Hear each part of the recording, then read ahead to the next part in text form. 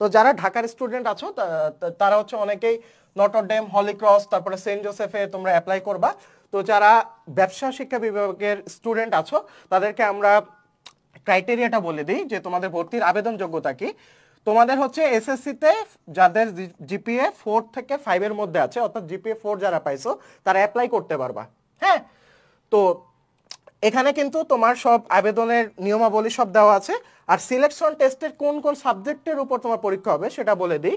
এটা হচ্ছে ব্যবসা শিক্ষা বিভাগে হচ্ছে বাংলা, ইংলিশ, সাধারণ গণিত, হিসাব বিজ্ঞান, ফিনান্স, ব্যবসা উদ্যোগ ও সাধারণ জ্ঞান। যারা হলিক্রসে অ্যাডমিশন দিবা তাদের ক্ষেত্রে বলতেছি। হ্যাঁ, তো হলিক্রসে কয়টা বিষয় থাকতেছে? বাংলা, ইংলিশ, তারপর হচ্ছে সাধারণ গণিত, হিসাব বিজ্ঞান, ফিনান্স, ব্যবসা উদ্যোগ ও সাধারণ জ্ঞান। হ্যাঁ, তো এখানে কিন্তু আমাদের গ্রুপ সাবজেক্ট 3টা থাকতেছে, অর্থাৎ তোমরা যারা কমার্সের ব্যাকগ্রাউন্ডের স্টুডেন্ট আছো তারা কিন্তু এই 3টা সাবজেক্ট থাকতেছে। হ্যাঁ, হিসাব বিজ্ঞান, ফিনান্স ও ব্যাংকিং, ব্যবসা উদ্যোগ।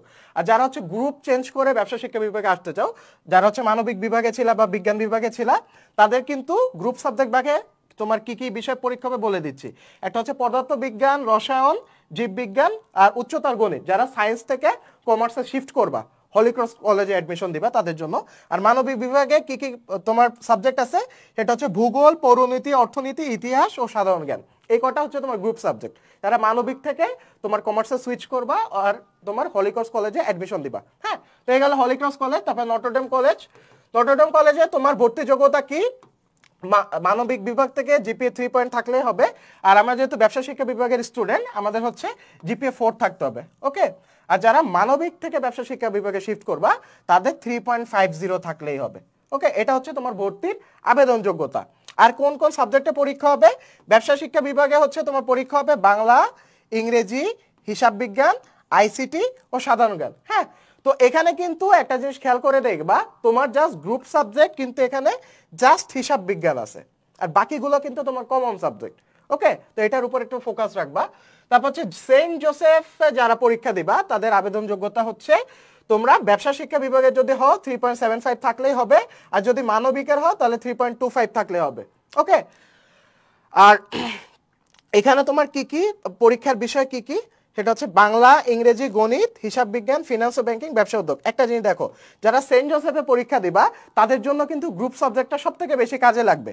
এখানে তোমার 3টা সাবজেক্টই কিন্তু গ্রুপ সাবজেক্ট, বাকি 2টা just general subject, Bangla, English, math. Okay, তো যারা জোসেফে এক্সাম দিবা তাদের ক্রাইটেরিয়া বলে দিলাম, নটরডেমে যারা এক্সাম দিবা ক্রাইটেরিয়া বলে দিলাম, হলি ক্রসে যারা এক্সাম দিবা ক্রাইটেরিয়া বলে দিলাম। হ্যাঁ, তো এখন আমরা কিছু টিপস দিব যে তোমরা কিভাবে বেস্ট প্রিপারেশনটা নিবে কলেজ অ্যাডমিশনের জন্য। তো প্রথমেই কলেজ অ্যাডমিশনে আমরা অনেককে দেখছি যে অনেক কোচিং করে বা বিভিন্ন প্ল্যাটফর্মে ক্লাস করে। ভাইয়া আমি কিভাবে পড়বো আমি বুঝতে পারতেছি না। অ্যাকচুয়ালি কলেজ অ্যাডমিশন অর্থাৎ নটরডেম, হলিক্রস, সেন্ট জোসেফ এরকম কলেজ অ্যাডমিশনে কিন্তু তোমার ডিরেক্ট বেসিকের উপর ফোকাস দেয় সব সময়। যে কোশ্চেনে আসুক না কেন ডিরেক্ট তোমার বেসিকের উপর থেকে কোশ্চেন আসে।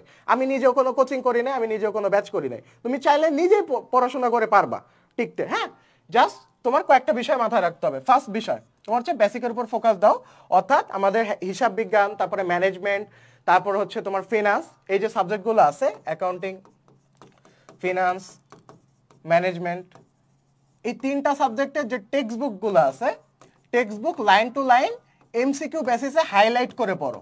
হ্যাঁ, হাইলাইট করে পড়ো। হাইলাইট করে পড়লে তুমি অনেকের থেকে অনেক বেশি ভালো করতে পারবো। অনেক বাজারে অনেক গাইড টাইড পাওয়া যায়, বা গাইড দরকার নাই আমার মতে। হ্যাঁ, গাইড দরকার নাই। তারপরে টাইম ম্যানেজমেন্ট ইজ দ্য কি। এখানে এনডিসি অ্যাডমিশনে ম্যাক্সিমাম স্টুডেন্ট যে বাদ যায় একটাই কারণ, সেটা হচ্ছে টাইম ম্যানেজমেন্ট। তার কারণ টাইম থাকে কম, কম টাইমের মধ্যে বেশি দাগাতে হয়। হ্যাঁ, ধরো ফর এক্সাম্পল তোমার টাইম আছে 30 মিনিট, 30 মিনিটের মধ্যে তোমার 60 এমসিকিউ দাগাতে হবে।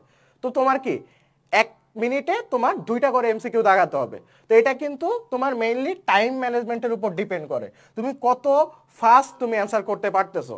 আর তোমার যখন তুমি কোয়েশ্চেন বুঝবা না, অনেকে করে কি ওইটা নিয়ে টাইম স্পেন্ড করে বা টাইম নষ্ট করে। তো এই জন্য একটা শিক্ষার্থী বাদ হয়ে যায় কলেজ অ্যাডমিশনে। ওকে, তারপর 3 নাম্বার টেক্সট বুক। টেক্সট বুকের উপর কিছু নাই, এটা তোমার জেনারেল সাবজেক্টের ক্ষেত্রেও প্লাস হচ্ছে আমাদের গ্রুপ সাবজেক্টের ক্ষেত্রেও টেক্সট বুকটা হচ্ছে মেইন।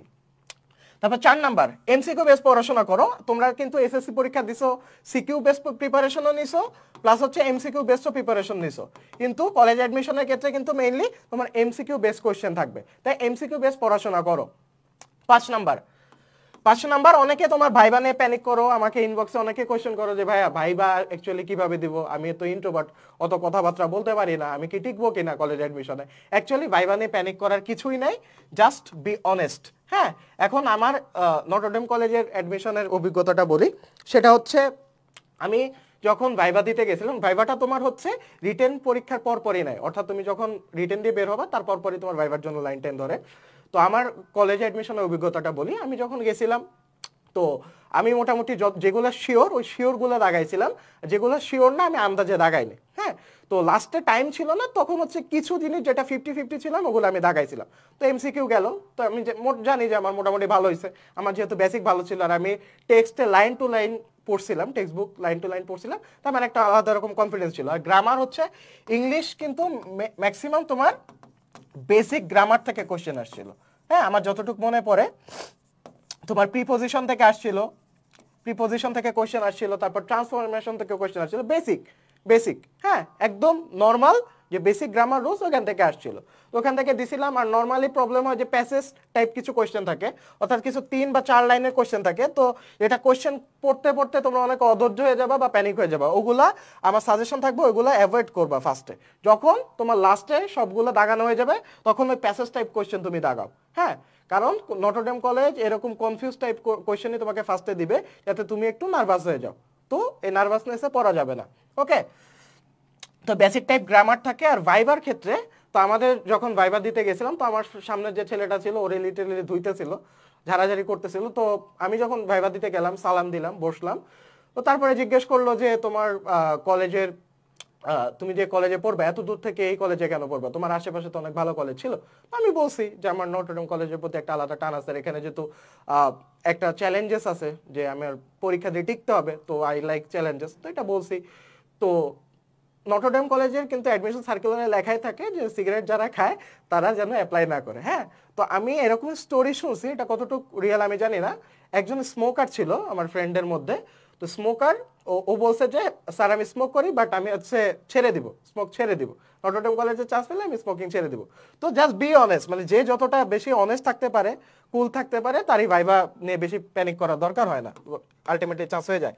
তারপর হচ্ছে উইকনেস কাটানোর জন্য বেশি বেশি করে প্র্যাকটিস করো। প্র্যাকটিসের উপর কিছু নাই, তুমি যত বেশি এমসিকিউ বেসড এক্সাম দিবা, তুমি দেখবা কলেজ অ্যাডমিশনের জন্য বিভিন্ন মডেল টেস্ট টাইপ বই পাওয়া যায়, ওই মডেল টেস্ট টাইপ বই নাও, বই নিয়ে তুমি এক্সাম দাও। যত বেশি এক্সাম দিবা, কম টাইমের মধ্যে বেশি দাগানোর ট্রাই করবা, তত বেশি তুমি কলেজ অ্যাডমিশন আগায় থাকবা।